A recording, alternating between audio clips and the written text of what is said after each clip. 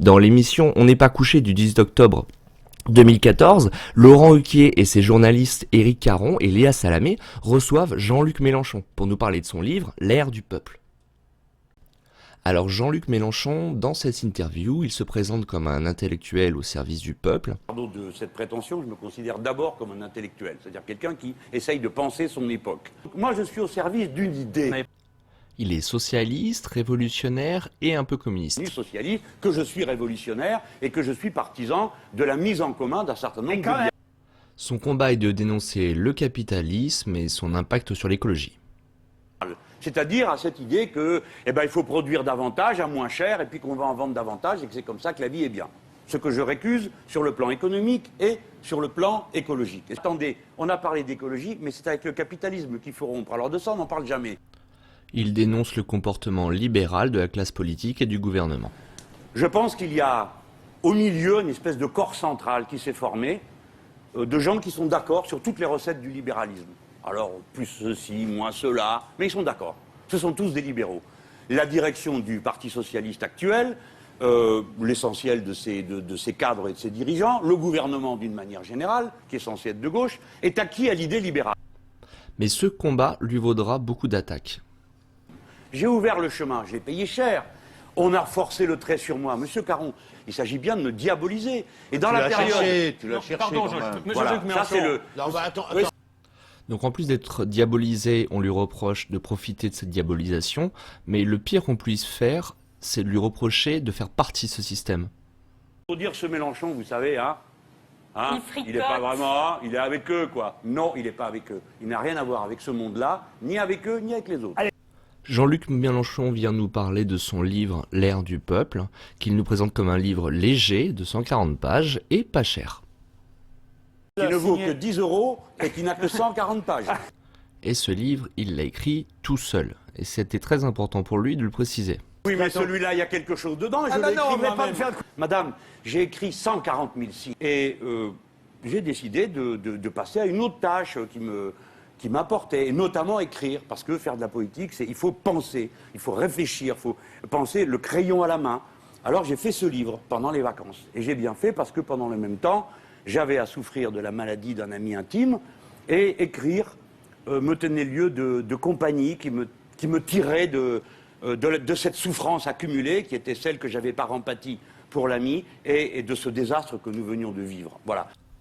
Commençons par le titre, Ère du peuple. Le sujet du livre, et donc de cette ère, c'est celle du peuple. Mais c'est quoi le peuple? Avant d'aller chercher la définition du peuple par Jean-Luc Mélenchon, voilà comment Jean-Luc Mélenchon évoque le peuple durant l'interview.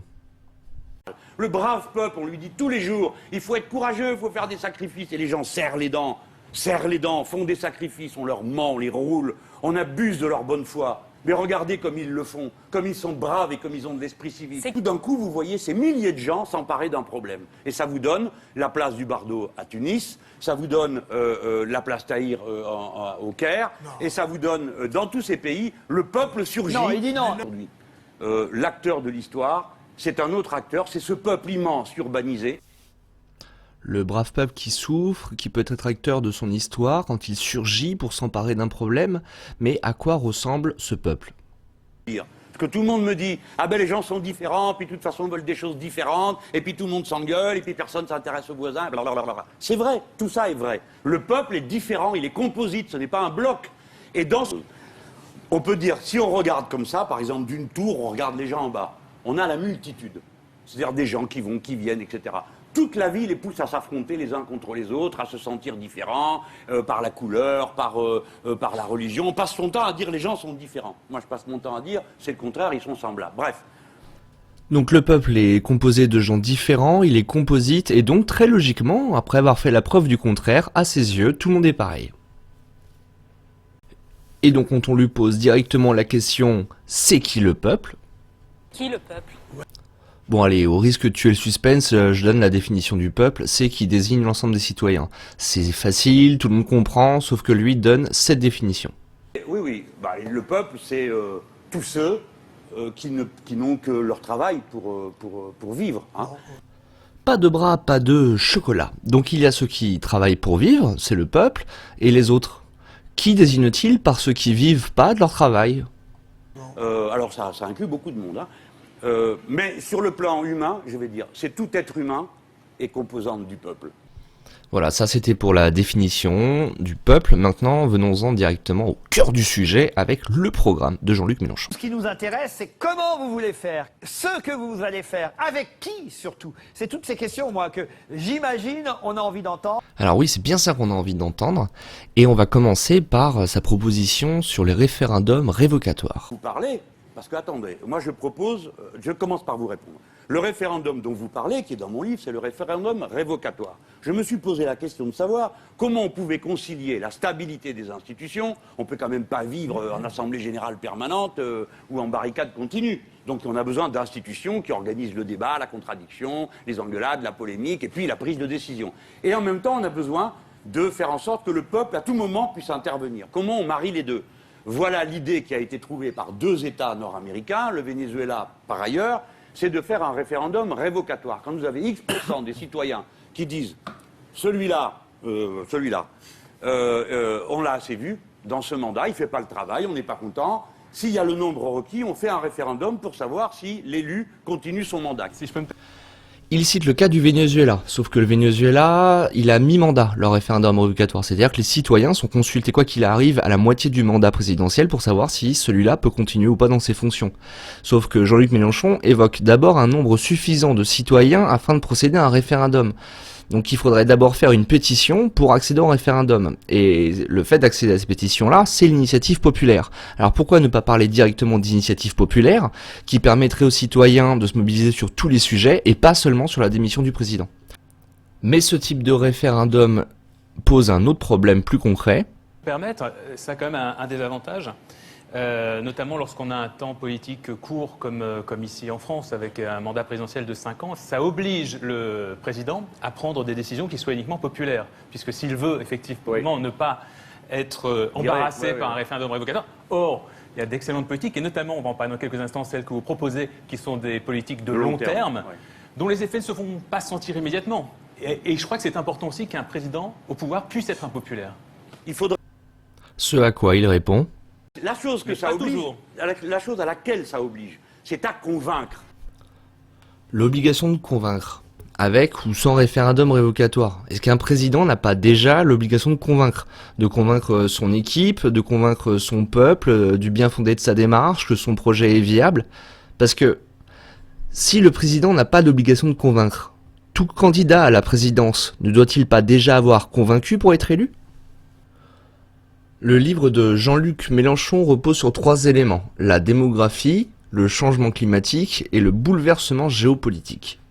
Qui va nous obliger à faire quelque chose, c'est le grand bouleversement géopolitique du monde. Alors, ça fait à peu près 4000 ans qu'il y a des bouleversements géopolitiques dans le monde. Ça aurait été intéressant d'avoir un peu plus de précision. C'est sans doute dans le livre, comme pour le sujet de la démographie. Ça manque un peu de précision. Ce que dit Jean-Luc Mélenchon, je vais vous laisser continuer, est essentiel. Et je suis content d'entendre un homme politique qui en parle. Oui, parce que le nombre, alors, en traitant du nombre, j'ai voulu montrer que, en fait, l'histoire de l'humanité est peut-être seulement l'histoire du nombre. C'est-à-dire, plus nous sommes nombreux, plus nous sommes le dos au mur, obligés d'inventer, de conquérir pour nourrir et choyer les nôtres. Et j'en viens à ce point que tel est le développement, que l'humanité est massée au bord de sa frontière, qui est la mer, et maintenant l'humanité est entrée en mer, le plus grand espace du monde, le plus inconnu. Et je dis, la France a un rôle particulier dans ce domaine, puisque c'est le 2e territoire maritime du monde. Alors, à la question du nombre, il propose de développer l'activité maritime. Ça a un lien évident, moi qui m'aura échappé, mais il y aura d'autres questions qui auraient été intéressantes de poser, à savoir si le nombre à venir, il ne fallait pas anticiper en contrôlant les naissances. Est-ce qu'il y aurait eu de la place pour tout le monde? Est-ce qu'il y aura de la nourriture pour tout le monde? Est-ce qu'il y aura des emplois pour tout le monde? Donc ça, c'est pas du tout évoqué. Passons maintenant donc au changement climatique. Mais la deuxième raison qui va nous obliger à nous bouger et à inventer autre chose, c'est que le changement climatique est commencé. Alors, bon, je vais pas... on peut dire que ça fait beaucoup de mauvaises nouvelles, M. Mélenchon, pour quelqu'un qui veut donner le goût du futur. Mais il vaut mieux partir des faits. Ça peut être très stimulant de se dire, nous avons 1 défi, 2 défis, 3 défis, on va le relever, parce qu'on en est capable, parce qu'on est cultivé, parce qu'on est intelligent, à condition que la règle de vie, ça soit pas toujours plus, pour quelques-uns, et le... Nous avons donc des défis à relever, mais Jean-Luc Mélenchon a des solutions et il nous les propose. D'abord, monsieur Caron, ce n'est pas une révélation.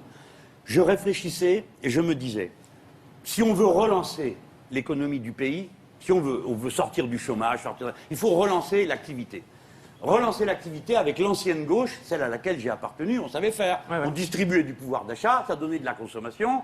Et puis quoi? Alors tout d'un coup, on s'apercevait que ça faisait beaucoup de sacs en plastique, que les gens achetaient des télés aux Japonais, que c'était la pagaille. Et puis que, écologiquement, c'est pas soutenable. On ne peut pas dire aux gens, allez, on va encore consommer. Certains ne consomment rien, nous sommes d'accord, il y a du rattrapage. Mais c'est absurde, ce monde-là. Donc, comment trouver un volant d'entraînement de l'économie, c'est-à-dire un endroit où ça décolle et qui entraîne tout le reste, les Américains? Donc la mer qui va sauver l'économie en développant l'activité maritime, ça va devenir tellement florissant que ça va profiter en fait à toute la France et pas seulement à ceux qui vivent sur la côte.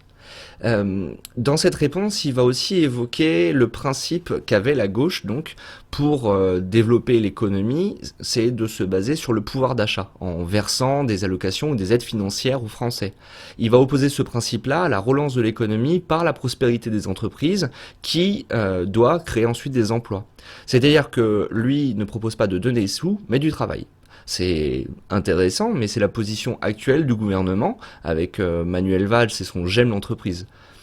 Finalement, il critique une politique qui mettrait en place. Bon, ça c'est là. Après, il y a l'algoculture.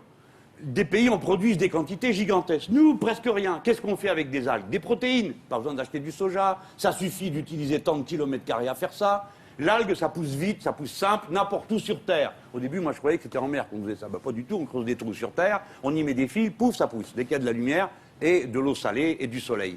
Et là, avec ça, figurez-vous qu'avec des algues, on fait du plastique. C'est-à-dire qu'on peut sortir des objets en plastique d'algues qui sont dégradables. Alors tout le monde apparemment fabrique du plastique en algues, mais la France aussi, elle est tout à fait en train de développer aussi de plastique en algues, ça s'appelle Algopac, ils sont à Saint-Malo, c'est une petite boîte qui fonctionne très très bien. Sauf que Jean-Luc Mélenchon, ça, il en parle pas. Le problème c'est que vu que c'est un des premiers à en parler, un des premiers hommes politiques à en parler, il profite un petit peu de cette récupération en faisant cette idée la sienne. Alors, qu'est-ce qu'on peut faire? Construction, déconstruction de navires. Je prends des exemples. Hein. Il y a 3500 bateaux à démonter par an. Une fois, nous avons eu la honte de notre vie, nous autres les Français. Le porte-avions qui errait sur les mers, et parce qu'il était pourri à l'amiante, et on l'a laissé démonter par des mômes, comme vous le savez, là-bas en Inde, je ne sais pas où, c'est une honte. Nous les Français, pas capables de démonter un bateau proprement. Ce serait probablement un marché économique puissant, le démantèlement, mais c'est aussi un des plus polluants. Donc traiter la pollution en soi, a priori, on saurait le faire, mais c'est que ça coûte énormément d'argent. Il faut pouvoir investir dans des moyens pour pouvoir le faire. Donc ça aurait été intéressant de savoir comment il allait financer ce projet. D'autre part, le marché de la construction et de la déconstruction des bateaux en France semble connaître une crise depuis à peu près 10 ans. Donc ça aurait été pertinent de savoir pourquoi et comment, lui, il allait régler ça. Passons à une autre proposition qui est la voiture à impact positif. Premièrement, il faut mettre la barre très haut. On va dire à nos ingénieurs, non seulement vous allez nous faire des véhicules qu'on va vous dire, mais en plus, vous allez nous faire des véhicules à impact positif. Notez la formule, impact positif. C'est-à-dire qu'au lieu d'encrasser l'air, vous allez le nettoyer. Et on sait faire des moteurs qui nettoient l'air. Une voiture à impact positif, c'est une idée formidable, donc on ne peut pas revenir dessus. Par contre, j'ai cru comprendre qu'il voulait imposer aux entreprises un cahier des charges. Et il a parlé plutôt de ce qu'il pensait d'imposer des choses aux gens. Comme je ne suis pas partisan d'une dictature qui fasse marcher les gens à coups de bâton, j'essaye de partir de comment ils sentent les choses. Merci. Oui, bah vous verrez à la dictature si ça vous plaît, mais pas moi. Voilà, pas d'inquiétude à se faire. Passons à la prochaine question. Est-ce que ça veut dire que vous êtes devenu décroissant? Alors, la question est complexe, mais clairement, certains domaines devront décroître et d'autres croître. Il est certain que les services à la personne et tout ce qui va avec, certains domaines devront décroître. L'industrie automobile devra décroître. Ah ben non, l'industrie automobile, il y a une chose qui est sûre. Nous ne renoncerons jamais au plaisir de se décroître. Alors à la question « Êtes-vous pour la décroissance ?», il aura cette réponse très précise qui est oui et non. C'est-à-dire qu'en fait, il sera pour la croissance, mais pour l'activité portuaire donc, et pour l'activité automobile, qui sont deux secteurs extrêmement polluants. La voiture, il revient pas dessus, il propose de changer le moteur, sauf qu'il n'y a pas que ça dans une voiture, et que le parc automobile sans cesse se renouvelle énormément. Donc, il aurait fallu aussi parler de ça, puisque c'est ça qui pollue, notamment. Il y a l'obsolescence programmée, on peut aussi parler des ampoules, des téléphones, des équipements ménagers, enfin c'est tout un système qui aurait été intéressant d'évoquer, surtout pour un écologiste. Mais du coup, c'est pas grave, il va parler d'autres choses en France au niveau de l'économie, et c'est ça. Donc, comment trouver un volant d'entraînement de l'économie, c'est-à-dire un endroit où ça décolle, et qui entraîne tout le reste. Les Américains, eux, c'est l'économie d'armement. Bon, bah nous, ça peut pas être ça. Et c'est Nous, ça peut pas être ça. Sous-entendu, avec lui, on vendrait pas d'armes, ou peut-être qu'aujourd'hui, on n'en vend pas d'armes. S'il compare aux Américains, peut-être qu'il compare au fait qu'on vende des armes aux Américains, et peut-être un peu moins facilement aux Français. Sauf qu'en fait, le secteur de l'armement en France, c'est un secteur très important. On vend énormément d'armes à l'extérieur, donc c'est un secteur qui rapporte énormément d'argent. Donc j'aurais aimé savoir comment il voulait faire en se passant de ce secteur-là, puisqu'il voudrait pas faire ça. Voilà, donc ça c'était pour la première partie de ce programme, hein, donc au passage avec l'algue qui se développe très bien sans lui, la reprise et la déconstruction de la construction et de la déconstruction des bateaux, un secteur qui est en crise depuis plus de 10 ans en France. La voiture a un impact positif, donc c'est un des secteurs les plus polluants, hein, même en combattant la pollution contre l'air, et donc en bonus surprise, l'annonce de la fin de la vente des armes en France. Donc maintenant on va s'intéresser de savoir avec qui il veut faire ça. Que je vais compléter, puisque c'était moi aussi la dernière question que je souhaitais vous poser, c'est avec... Il n'a pas le droit de dire... Oui, mais comme ça, vous allez répondre aux deux en même temps. Avec qui, au fond, vous allez proposer ce programme ou vos ambitions pour 2017 ? Avec qui ? Alors, avec qui ? Parce que, vu ce qu'il pense de ses collègues politiques, c'est pas gagné pour trouver des volontaires. Pourquoi ça ? Mais attendez, que les autres soient des menteurs n'oblige pas que moi j'en sois. Alors, allez-y. Parce qu'ils ont peur, ils ont bien raison. Ça va chauffer pour eux. Ces gens-là défient les lois de la pesanteur, ça va pas durer tout le temps. Ces gens-là n'ont aucun succès et ne savent faire qu'une chose, faire pâtir les pauvres gens. C'est tout ce qu'ils savent faire. D'accord. Avec qui, donc ? Un nouveau bloc progressiste, avec des écologistes, avec même des socialistes, avec nous, et que ces gens-là peuvent se retrouver... Les actuels dissidents ? Benoît Hamon ? Oui. Benoît Hamon ? Puis de toute façon, avec tous ceux qui voudront bien, hein, parce que... Mais ils vont tous s'améliorer, vous allez voir. Bon voilà, malgré le fait que ça va chauffer pour eux, que c'est des voleurs et qui défient la loi de l'pesanteur, ils peuvent finir par s'améliorer s'ils rejoignent éventuellement, je pense, Jean-Luc Mélenchon. Mais d'ailleurs, Jean-Luc Mélenchon, qui a un projet, qui a une équipe, est-il candidat à la présidence de la République ? Posons la question à l'intéressé. Alors là, je vous vois arriver, je vais aller direct au but. Hein. Est-ce que vous voulez être candidat, monsieur Mélenchon, en 2017 ? Premièrement, la vie vient de m'apprendre que les projets, au-delà de quelques mois, des fois, d'accord ? Donc un peu de modestie humaine et se dire, mon bonhomme... Vous pensez même que ce sera avant 2017 ? Ça se pourrait. Ça se pourrait parce une que vraie question. Ces gens-là défient les lois de la pesanteur, ça ne va pas durer tout le temps. Mais pour terminer, la question qu'il faut se poser, c'est comment on rend cette échéance utile pour tout le monde. Alors moi, je suis demandeur de rien. Ma vie est faite. J'ai tout eu. J'ai eu de la chance. J'ai eu beaucoup de chance surtout. Hein.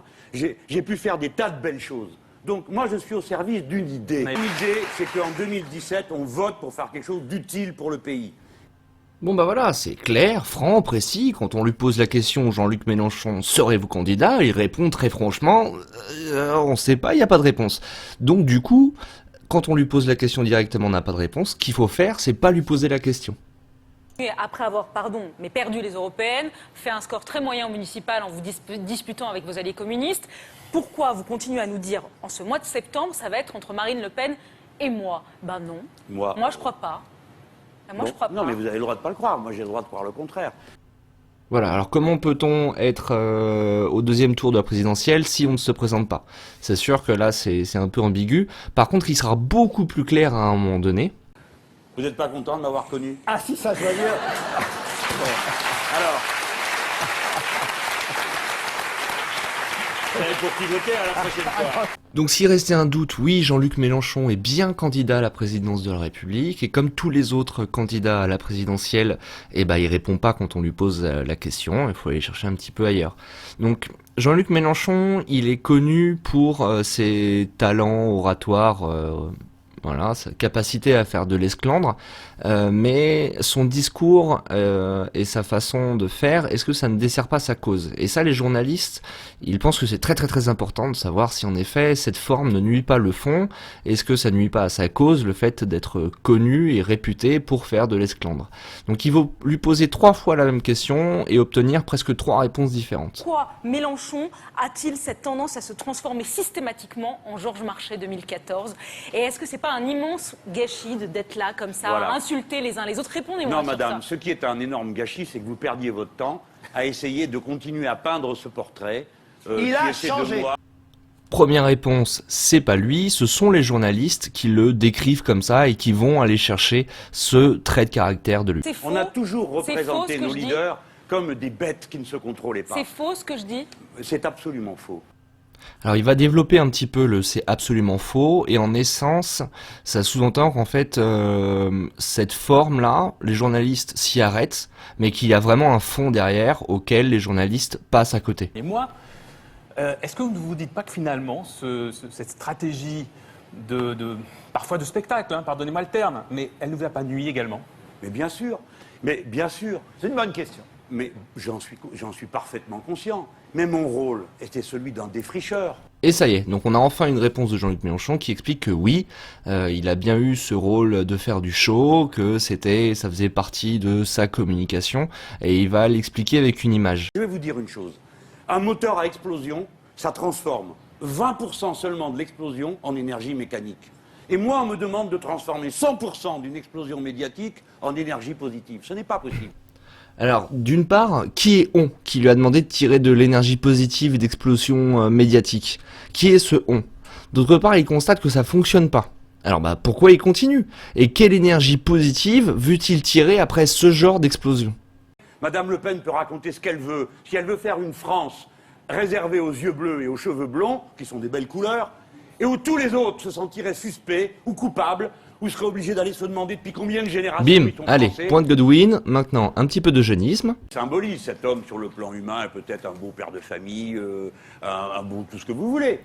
Donc c'est un humain, mais Voilà un personnage qui serait plus à sa place sur Mars, Vénus ou je sais pas où, mais pas parmi les êtres humains. Georges Marchais.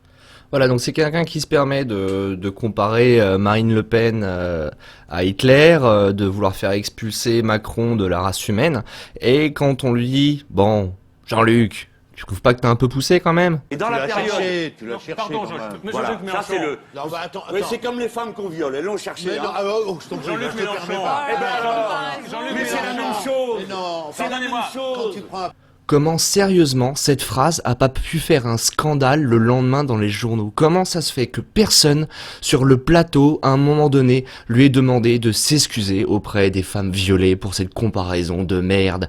Comment c'est possible de ne pas simplement lui avoir dit « Jean-Luc Mélenchon, il est temps de quitter le plateau ». C'est pas possible. Maintenant, de tous les gens qui sont là, présents sur ce plateau-là, il y en a une qui doit se sentir très conne. Pourquoi c'est votre Pourquoi c'est héros? votre héros? Parce que dans la foule des acteurs politiques, c'est le meilleur. Acteur politique? Donc quoi, un homme d'action en politique? C'est un acteur, ouais. Mais la foule des acteurs politiques, vous les avez tous vus. Bon, Non, mais je veux dire, j'ai une grande estime pour son talent d'orateur, son talent pédagogique. Je comprends ce qu'il dit, j'aime ce qu'il dit. Il me fait réfléchir.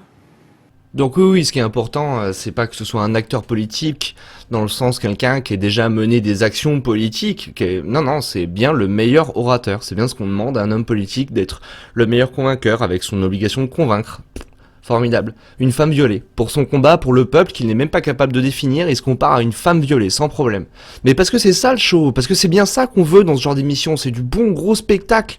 Mélenchon, il a toujours été invité pour ça, c'est un invité de choix, il connaît bien les médias. Et quand on lui reproche de faire partie de ce système qu'il veut dénoncer... Si vous en faites partie de ce système médiatique, Jean-Luc Mélenchon, vous en faites partie, que vous le vouliez ou non. Vous êtes invité regardez, vous quasiment devriez tous vous les voir, jours. vous allez voir les images. Mais c'est la vérité. Elles sont terribles pour vous. Mais non, vous mais êtes non. là, figés en avant, vous en faites partie. Mais c'est vous la avez vérité. tellement peur. Mais cette manière, mais Vous je- avez mais tellement j'ai peur de de ce qui est en rien. train de se passer. C'est pas la vérité. Regardez comment ces gens réagissent. Mais non, vous en faites partie de ce système médiatique. acceptez-le. Vous en Pourquoi faites partie. Un genou avec Vous une faites- corde autour du Non, cou. vous faites partie du système politique, vous faites partie du système médiatique et ce depuis des années. Vous êtes invité tous les soirs à la télévision. C'est les comme Marine soirs, Le non, j'y Pen. vais plus. C'est la vérité. Et alors? C'est la vérité. Et Vous alors en faites partie. Et qu'est-ce que j'y fais, madame? Voilà, c'est tout. Regardez-moi Vous faites le ce soir. spectacle, voilà. J'essaye de défendre Très le bien. contenu d'un Justement, livre et je je voudrais qu'on en tombe parle sur dans- des gens On va en qui parler passent dans leur quelques temps secondes. à Alors, essayer de justement, m'englober dans alors, la je suis parole. d'accord. on y va, on va parler Je de suis ça. d'accord, justement, oublions le passé. Il dit qu'il a changé, Jean-Luc Non, je Mélenchon. n'ai pas dit que j'ai changé. Un peu quand même. Et Non, parlons, j'ai Je pris voudrais en de l'âge parler. et j'ai pris des coups, voilà. Et parlons de l'avenir. Et vous en avez parlons de son Et je programme. ne cours pas au-devant des flammes et de l'acide parce que je fais partie de ces gens. Et l'acide est passé sous l'armure et ça ronge. Et si vous croyez que c'est agréable d'être traité de cette manière-là, Non, mais vous attendez, trompez. alors- Mais ce qui ne cessera jamais, c'est la lutte. Je viendrai sur vos plateaux vous narguer aussi longtemps que je pourrai. Alors parlons de l'avenir. Émeric, attendez. Bon bah voilà, maintenant c'est énervant maintenant. On vous dit qu'il fait pas partie du système, ça suffit. Il veut parler de son livre. C'est que c'est pas moi le sujet du livre. Enfin, les amis, c'est pas le sujet. Non, c'est alors pas d'accord. Mélenchon. Le Oublions. sujet- D'une part, le sujet, c'est pas lui, c'est pas non plus le sujet du livre, mais en plus, il est pas du tout pour le culte de la personnalité. Voilà, c'est une autre façon de faire de la politique que simplement d'admirer un personnage ou d'être la baba en se disant ah bah oui c'est lui le plus fort. C'est pas le sujet. Bon, et puis même, c'est vrai que si c'est pas le sujet du livre, Jean-Luc Mélenchon, il a une grosse photo sur la couverture, c'est son prénom en gros en rouge qui est écrit.